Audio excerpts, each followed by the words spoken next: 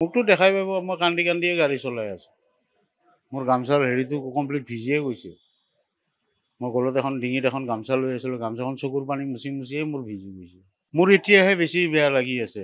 সেইকেইদিনতো জুবিনদাৰ লগত খাটিম বুলি জুচৰ এটাত মই খাটি আছিলোঁ। এতিয়া তাৰমানে ক'ৰবাত যদি মই জুবিনদাৰ গান শুনো, মই চকুৰ পানী অট'মেটিক নিজে নিজে আহে, মই ক'ব নোৱাৰোঁ। চলাইছোঁ আৰু যেনে তেনে, জুবিনদা আছে, জুবিনদাই কষ্ট পাব নালাগে আৰু। লগা হ'লে মই কষ্ট লওঁ। মোৰো ইমান সৌভাগ্য আৰু এনেকুৱা এজন মহান ব্যক্তিক মোৰ গাড়ীত লৈ মই নিজে ড্ৰাইভ কৰি লৈ যাব পাৰিছোঁ। তেখেতৰ লগততো বহুত ড্ৰাইভাৰ থাকে, কাৰণ কাৰো নচিবত পৰা নাই, মোৰ নচিবত যে পৰিছে। জুবিন গাৰ্গৰ সেই শেষ বাহনখন, যিখন ফুলেৰে সজ্জিত এম্বুলেঞ্চখন, আৰু সেই এম্বুলেঞ্চখনৰ চালক মোৰ সৈতে আছে টিকেন ডেকা। আপোনাক প্ৰথমে আমাৰ অসম লাইভলৈ স্বাগতম জনাইছোঁ। নমস্কাৰ, মোৰ নাম শ্ৰী টিকেন ডেকা।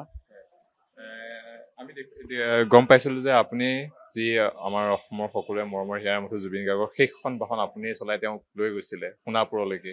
কেনেকুৱা আছিলে, কি? সোণাপুৰলৈকে লৈ যোৱা নাছিলোঁ, এয়াৰপৰ্টৰ পৰাহে মই ইয়ালৈকে লৈ গৈছিলোঁ, সৰু সজালৈকে। আপুনি এয়াৰপৰ্টৰ পৰা ঘৰৰ কাইলিপাৰাৰ পৰা সৰু সজা।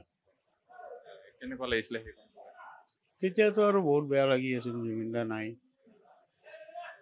আৰু এইখিনি সেৱা কৰিবৰ পৰা পোৱা বাবে এই মা ছাৰ্ভিচত মই বেছি দিন হোৱা নাছিল সোমাব। সেইখন গাড়ী আছে, সেইখন বাহন আছিল মা ছাৰ্ভিচত।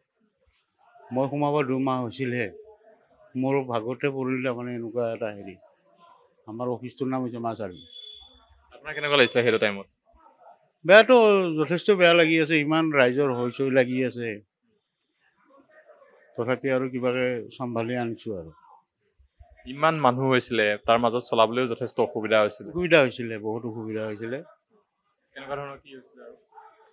আৰু সংস্কৃততো মানুহটো আৰু বহুত কিবা কিবিও কয়, বা গাড়ীখনতে মোৰ অলমি চলমিও বহুত মানুহ উঠিছে, দেখিছে আপোনালোকেও। কি ক'ম আৰু।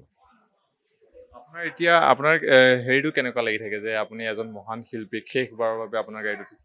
মোৰ এতিয়াহে বেছি বেয়া লাগি আছে। সেইকেইদিনতো জুবিনদাৰ লগত খাটিম বুলি জুচৰ এটাত মই খাটি আছিলোঁ। এতিয়া তাৰমানে ক'ৰবাত যদি মই জুবিনদাৰ গান শুনো, মই চকুৰ পানী অট'মেটিক নিজে নিজে আহে, মই ক'ব নোৱাৰোঁ আৰু। যাৰ ক'ৰবাত মুঠতে মাত শুনিলেই মোৰ হ'ল আৰু, আহি যায় অট'মেটিক দুখটো। আপোনাৰতো সেইটো মনত থাকি যাব আৰু লাইফ টাইম আৰু, সেইটোতো আৰু পাহৰিব নোৱাৰোঁ আৰু। আপোনাৰ গোটেই কথাখিনি মনত থাকিব, তাতো এটা বিশেষ কথা যিটো আপোনাৰ মনত থাকিব। গোটেইখিনি মনত থাকিব। কি হৈছিলে অলপ যদি এই ধৰক এতিয়া তাৰমানে মোৰ পুৰণা কথাবিলাক দাদাৰ মনত পৰে। এই ধৰক আগতে ডেকা কালত যেতিয়া চুলি লাম্বা চাম্বা আছিল, মায়া গানবিলাকৰ হেৰি ওলাইছিল, তেতিয়া আমি এইবিলাক শুনিব যাওঁ বা চাব যাওঁ। এই দুৰ্গা পূজাত আমাৰ তাতে আছিল জুবিনদা লাষ্টৰ দিনা। এতিয়া আৰু এনেকুৱা এটা হেৰি হৈ গ'ল, জুবিনদাৰ কাৰণে হেৰাই দিলোঁ। জুবিনদাক এবাৰ চুবলৈ মানুহে হেঁপাহ কৰি থাকে, কিন্তু আপুনি সেইখন বাহনতে লৈ গৈছে। মই লৈ আহিছোঁ। কেনেকুৱা গৌৰৱ কৰে? গৌৰৱ আৰু কি আৰু, মনততো দুখ আছেই। গৌৰৱ আৰু কি গৌৰৱ কৰিম আৰু, ভগৱানে যে এইখিনি দিছে বা মা ছাৰ্ভিচৰ পৰাও যে এইখিনি সুবিধা পাইছোঁ, তাৰ বাবে অশেষ ধন্যবাদ দিছোঁ আৰু। এনেকুৱা এটা কথা যিটো আজি আপুনি ক'তো কোৱা নাই, এতিয়া ক'বলৈ দিছোঁ আৰু, কি ক'ব? সেই জুবিনদাৰ গাৰ্গৰ কথাই হওক বা গাড়ীখনত আপুনি লৈ যাওঁতে আপোনাৰ মনত পৰা আৰু যিটো আপুনি পাহৰিব নোৱাৰিব তেনেকুৱাই হওক। মোকতো দেখাই পাব মই কান্দি কান্দিয়ে গাড়ী চলাই আছোঁ। মোৰ গামচাৰ হেৰিটো কমপ্লিট ভিজিয়ে গৈছে।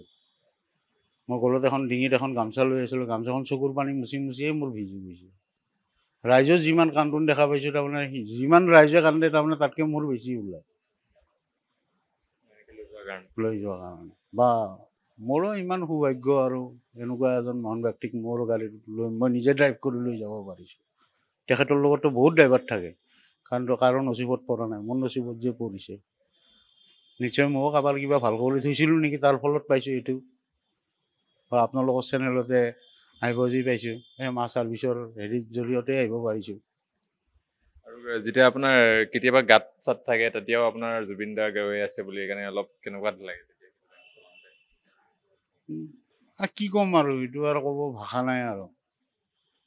চলাইছোঁ আৰু যেনে তেনে, জুবিনদা আছে, জুবিনদাই কষ্ট পাব নালাগে আৰু।